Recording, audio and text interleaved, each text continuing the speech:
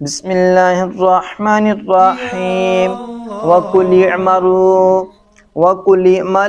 فَسَيَرَى اللَّهُ عَمَلَكُمْ وَرَسُولُهُ وَالْمُؤْمِنُونَ وَسَتُرَدُّونَ إِلَى عَالِمِ الْغَيْبِ وَالشَّهَادَةِ فَيُنَبِّئُكُم بِمَا كُنتُمْ تَعْمَلُونَ۔ ترجمہ کنز العرفان۔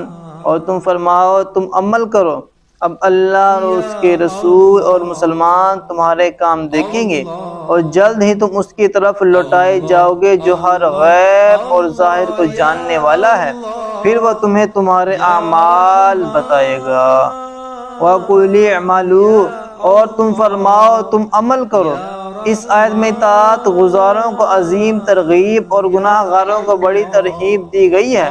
تو گویا کہ اللہ تعالیٰ نے ارشاد فرمایا تم مستقبل کے لیے کوشش کرو، کیونکہ تمہارے اعمال کا ایک ثمرہ دنیا میں ہے اور ایک ثمرہ آخرت میں ہے، کہ دنیا میں اللہ تعالیٰ اور اس کے رسول صلی اللہ علیہ وسلم اور مسلمان تمہارے اعمال دیکھ رہے ہیں۔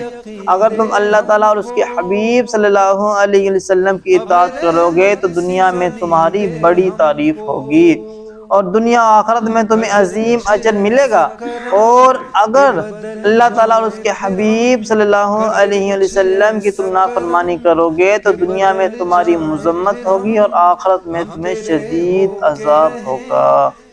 وَسَتُرَدُّونَ، اور جلد ہی تم لوٹائے جاؤ گے، یعنی عنقریب تم قیامت کے دن اس کی طرف لوٹائے جاؤ گے جو تمہاری خلوت اور جلوت کو جانتا ہے، تمہارے ظاہر و باطن میں سے کوئی چیز اس سے پوشیدہ نہیں۔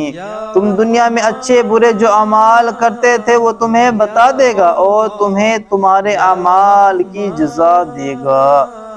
وَآخَرُونَ مُرْجَوْنَ لِأَمْرِ اللَّهِ إِمَّا يُعَذِّبُهُمْ وَإِمَّا يَتُوبُ عَلَيْهِمْ وَاللَّهُ عَلِيمٌ حَكِيمٌ۔ ترجمہ کنز العرفان۔ اور اللہ کا حکم آنے تک کچھ دوسروں کو مؤخر کر دیا گیا ہے، یا تو اللہ تعالیٰ انہیں عذاب دے گا اور یا ان کی توبہ قبول فرما لے گا، اور اللہ علم والا حکمت والا ہے۔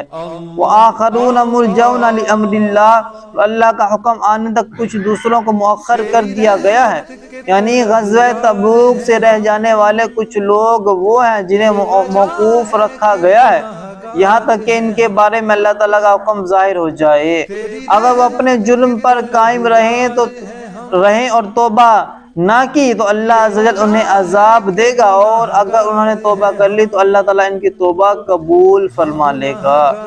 غزوہ تبوک سے رہ جانے والے صحابہ کرام رضی اللہ تعالیٰ عنہم کی تعداد 10 تھی۔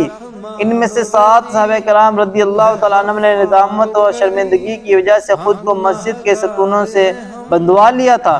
سرکار دو عالم صلی اللہ علیہ وسلم کی بارگاہ میں 7 صحابہ کرام کے اعتراف جرم اور توبہ کی قبولیت کا ذکر پچھلی آیات میں ہوا، جبکہ بقیہ 3 صحابہ کرام نے چونکہ ان کی طرح ستونوں سے بند کر اپنی توبہ ندامت کا اظہار نہ کیا تھا، اس لیے ان کی توبہ کی قبولیت کو مؤخر کر دیا گیا۔